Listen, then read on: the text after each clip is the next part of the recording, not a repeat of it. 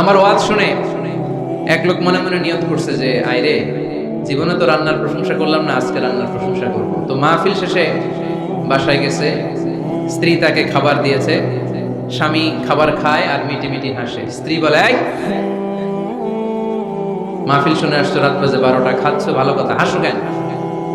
স্বামী বলে, হাসি এর কারণ হচ্ছে তোমার রান্নাটা আজকে এত মজা হয়েছে না, জীবনে আজকে বাড়াই বাড়াই করতেছে, জীবনে এত মজার রান্না খাই নাই। রান্না মজা হয়েছে শুই না স্ত্রী তো রেগে গেছে, কি গত 10 বছর ধরে তোমার রান্না করে খাওয়াই, একদিনও রান্নার প্রশংসা করলা না, আর আজকে পাশের ঘরের ভাবি একটু গরুর গোশতের তরকারি পাঠাইছিল, তো ওই বেটির রান্না তোমার এত ভালো লাগছে, এই 10 বছরে একদিনও কইলা না, আজকে এটা কইলা, খাও খাও তোমার মজার খাও, আর রান্ধব না।